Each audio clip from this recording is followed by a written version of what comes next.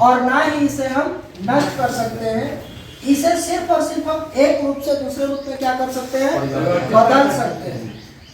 Charge neither be created nor be destroyed, but it can be transferred from one body to another body।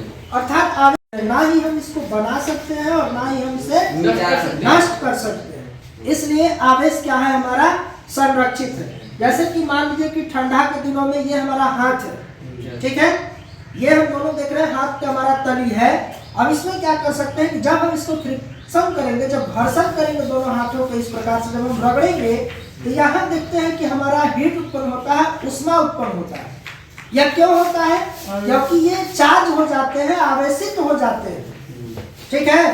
तो आवेश यहाँ तो उत्पन्न हो जाता है हमारा, इसलिए हमको गर्मी महसूस होता है घर्षण के कारण।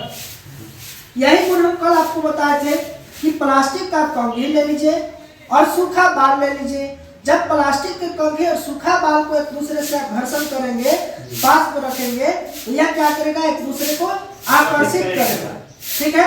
यह क्या होगा, आवेश के कारण, एक पे धन आवेश है, एक पे ऋण आवेश है। प्लास्टिक के कंघी पे ऋण आवेश है और बाल में हमारा धन आवेश है। तो हम बताए थे कि दो विपरीत प्रकार के जब आवेश रहेंगे तो एक दूसरे को आकर्षित करेंगे।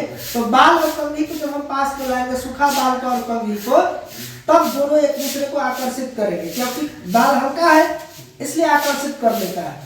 तो इसको ना ही हम उत्पन्न कर सकते हैं, ना तो हम इसका गुण को हम उत्पन्न कर सकते हैं और ना ही हम इसके गुण को नष्ट कर सकते हैं। हम क्या कर सकते हैं, तो सिर्फ इसको एक रूप से दूसरा रूप में बदल सकते हैं। इसलिए आवेश को संरक्षित कहा गया है। यही हमारा क्वेश्चन था कि आवेश का संरक्षण से आप क्या समझते हैं। तो आवेश को ना तो उत्पन्न किया जा सकता है और ना ही नष्ट किया जा सकता है, बल्कि इसे एक रूप से दूसरे रूप में परिवर्तित किया जा सकता है। इसलिए आवेश हमारा संरक्षित है।